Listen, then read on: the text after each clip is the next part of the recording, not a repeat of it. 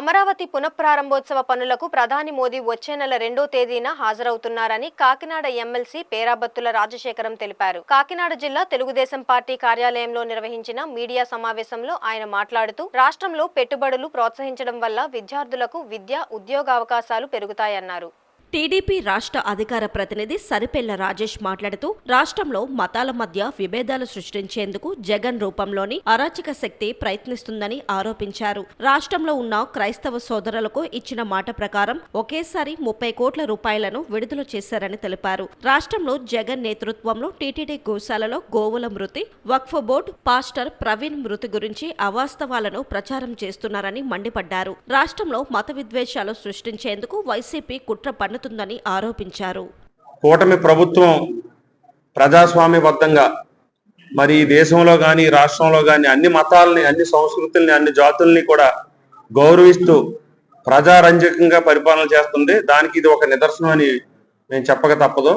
ముఖ్యంగా క్రైస్తవ సోదరులు ఎవరైతే ఉన్నారో వారందరికీ మా విన్నపం, కూటమి ప్రభుత్వం మీ యొక్క మత సామరస్యాలనే కాదు, మీ హక్కులనే కాదు, ప్రజాస్వామ్యబద్ధంగా మీరు స్వేచ్ఛగా మీరు మత ప్రచారం చేసుకోవడానికి ఏ ఇబ్బందులు లేకుండా మరి రక్షణ కల్పించడానికి ప్రభుత్వం కట్టుబడి ఉంది. అలాగే ముస్లిం సోదరులు అవ్వచ్చు, హిందువులు అవ్వచ్చు, అందరం మత సామరస్యాన్ని పాటిస్తూ అన్ని మతాలని గౌరవించాలనే ఉద్దేశంతోనే ఈ కూటమి ప్రభుత్వం పనిచేస్తుంది.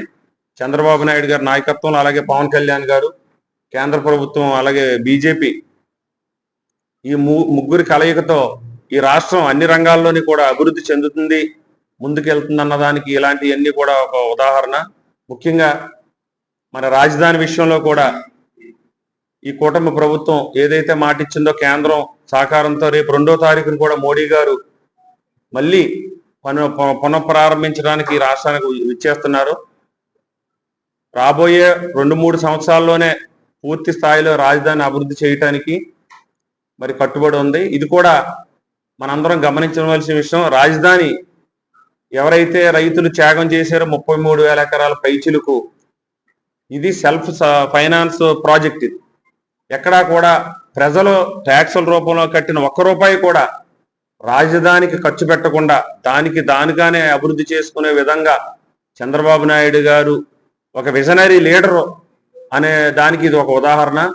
మనం గతంలో ఉమ్మడి రాష్ట్రంలో హైదరాబాదు అలాగే సైబరాబాద్ని ఎలా డెవలప్ చేశారో దానికి మించిన రాజధాని అమరావతిని నిర్మించడానికి కూటమి ప్రభుత్వం కట్టుబడి ఉంది. అదేవిధంగా పోలవరం ప్రాజెక్టు, ఈరోజు క్రైస్తవులకు ఎంతో ముఖ్యమైన రోజు గుడ్ ఫ్రైడే. యేసుక్రీస్తు ప్రభు వారిని ఈ రోజున సిలువ వేసిన రోజు. అయితే ఆయన ఈ లోకంలో ఉన్న పాపుల కోసం వచ్చి తన ప్రాణాన్ని అర్పించిన రోజుని మంచి రోజుగానే క్రిస్టియన్స్ అందరూ పరిగణిస్తారు. అలాంటి గుడ్ ఫ్రైడే రోజున గౌరవ ముఖ్యమంత్రి నారా చంద్రబాబు నాయుడు గారు కూటమి ప్రభుత్వం తరఫున ఈ రాష్ట్రంలో ఉన్న 8,424 మంది, దాదాపు 8,500 మంది పాస్టర్లకి ఒక గుడ్ న్యూస్ చెప్పడం జరిగింది. వారు ఈరోజు దాదాపుగా 7 నెలలకు సంబంధించిన గౌరవ వేతనం ఒక్కొక్క పాస్టర్ గారికి 35,000 రూపాయల చొప్పున వారి అకౌంట్లో క్రెడిట్ చేశారు. దీనికి ఈ ఆంధ్రప్రదేశ్లో ఉన్న క్రైస్తవుల తరపున, పాస్టర్ల తరపున గౌరవ ముఖ్యమంత్రి గారికి అలాగే కూటమి ప్రభుత్వానికి హృదయపూర్వక ధన్యవాదాలు తెలియజేస్తామండి. దాంతోపాటు ఇప్పుడు ఎవరైతే ఈ పాస్టర్ గారులు ఉన్నారో ఈ రాష్ట్రంలో జరుగుతున్నవన్నీ చాలా నిశ్చితంగా పరిశీలిస్తున్నారు. ఈ రాష్ట్రంలో ఒక అరాచక శక్తి జగన్మోహన్ రెడ్డి గారి రూపంలో ఉంది.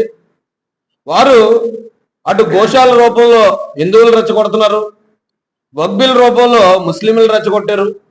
అలాగే పాస్టర్ ప్రవీణ్ గారి రోడ్డు ప్రమాదాన్ని అది హత్యగాను, అలాగే ఇది మతాంతర హత్యగా, అంటే వేరే మతస్థులు చేసిన హత్యగా దాన్ని ప్రచారం చేసి ఇక్కడ మత విద్వేషాలు రేపడానికి వారి ప్రయత్నం చేశారు.